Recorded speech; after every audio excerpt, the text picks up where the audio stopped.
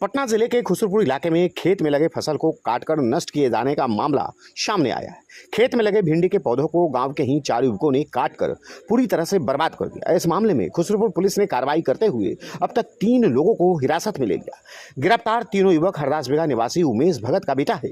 जिस खेत में फसल को नष्ट किया गया है वो खेत मुस्लिम समुदाय की है। दरअसल इस जमीन को गाँव के ही नसीमुद्दीन सिद्दीकी ने साल 1990 में अपने गाँव के मस्जिद कमेटी को दान कर दिया था। क्योंकि नसीमुद्दीन सिद्दीकी ने अपने जीवन काल में विवाह नहीं किया था, चूंकि उनका कोई वारिस नहीं था, इसलिए उन्होंने अपनी पूरी जायदाद अपने कौम के नाम कर दिया था।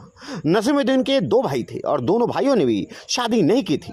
यही वजह है कि दोनों भाइयों ने अपनी पुश्तैनी जायदाद को मस्जिद कमेटी के नाम साल 1990 में रजिस्ट्री कर दिया था।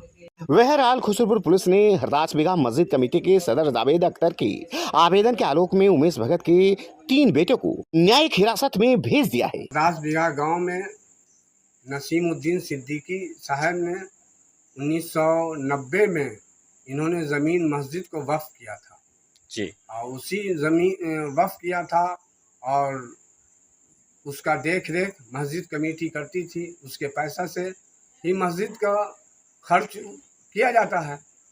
और ये ज़मीन पर इधर 4-5 साल से उसने एक फर्जरी आदमी से ज़मीन को लिखा लिया है और कहता है मेरा है। किसने लिखा है? उमेश भगत। फर्जी तरीके से? फर्जी तरीके से जी। और वो ज़मीन को ये नसीमुद्दीन सिद्दीकी साहब ने ज़मीन दिया था और इस कमेटी को कुछ इसका जब बार बार परेशान करता है, कभी रात को जोत लेता है, कभी रात को फसल उखाड़ देता है। आज रात को पूरा 18 कट्ठे का भिंडी को इसने काट दिया, तोड़ा नहीं काट दिया। तो कार्रवाई हुई है?